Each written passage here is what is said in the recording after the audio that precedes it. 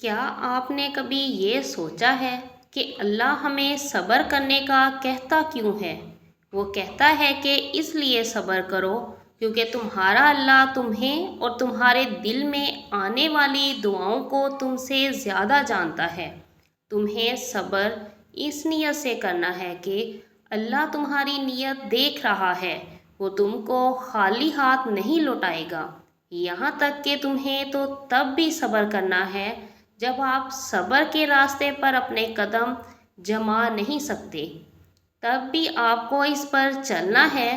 آپ چلنا مت چھوڑیں کیونکہ وہ جانتا ہے کہ آپ اس ہستی کے سامنے ہیں جو سب کچھ دیکھنے والا ہے اور سب کچھ جاننے والا ہے، وہ جو کبھی آپ کے اس راز سے پریشان نہیں ہوتا، وہ جو ہمیشہ آپ کو سنتا ہے، اور یقین کرو وہ آپ کی تکلیف سے کبھی بھی لا تعلق نہیں ہوتا۔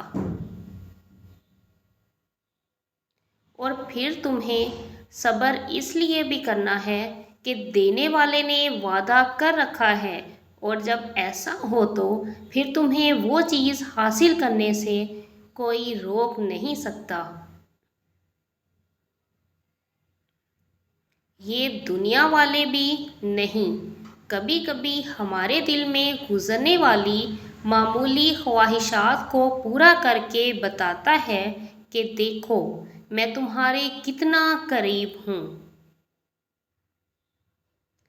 ہم اپنے رب کی حکمتیں کبھی نہیں سمجھ سکتے، اور یہ تو اس کی صفت ہے کہ وہ آزماتا ہے اور ہمیں اس آخری حد تک لے جاتا ہے، اور پھر ایک دم سے کچھ ایسا کر دیتا ہے کہ تمام زخم ایک ساتھ بھر جاتے ہیں کہ ہمیں یاد ہی نہیں رہتا کہ تکلیف آخر تھی کیا۔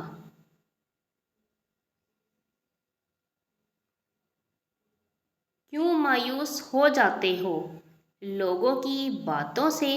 کیا تم نہیں جانتے تمہارے بکھرے وجود کو سمیٹنے والا تمہارا اللہ تمہارے ساتھ ہے؟